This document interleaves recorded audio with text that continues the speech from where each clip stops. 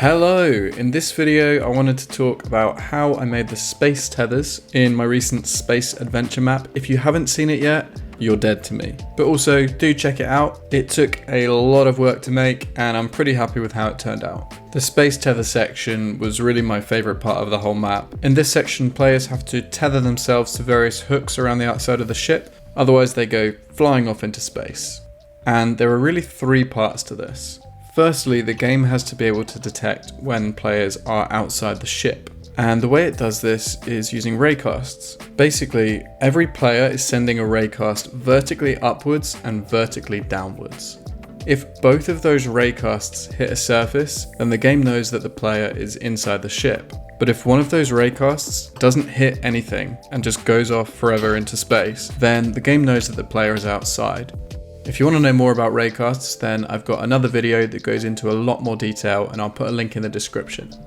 If the game detects that a player is outside, the next step is to check if they're actually tethered. There's nothing special about the tethers themselves, they are literally just leads. But if we go into spectator mode, you can see that the hooks are actually chickens.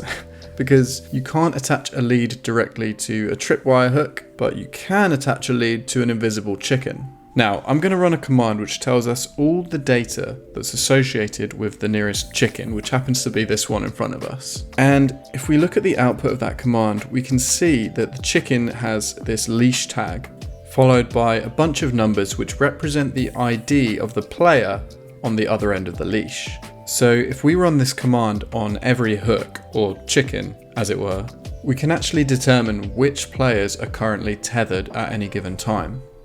The final step is just to apply a jump boost and slow falling effect to players who are tethered, and a levitation effect to players who are not tethered. And that results in this really cool low gravity sort of jump effect.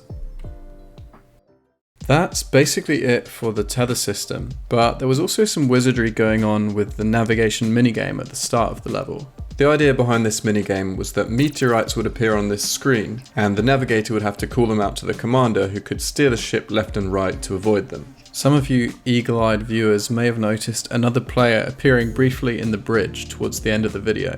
Basically, there is a copy of the ship that you see in the video several thousand blocks away, and this copy is used to generate the map seen in the navigation minigame. The problem is that maps in Minecraft only update in real time if a player is holding them in the relevant area. So in order for the navigation minigame to work, I had to have another player logged in and idle just holding the map. But what I didn't foresee was that when all the players get teleported to the bridge at the end of the game, that also includes this player.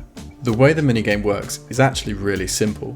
These meteorites, or really just armor stands, get spawned randomly at the top of the map, and they start making their way towards the ship. If any of them pass under the ship, that's considered a hit, and the crewmates lose a little bit of progress. But if one of them gets to the end of the map without hitting the ship, then the progress meter goes up.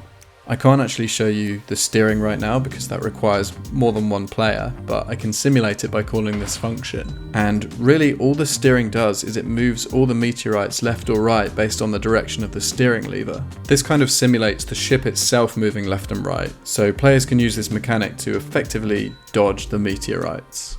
I think that just about sums it up for today, but thanks for watching and I'll see you next time.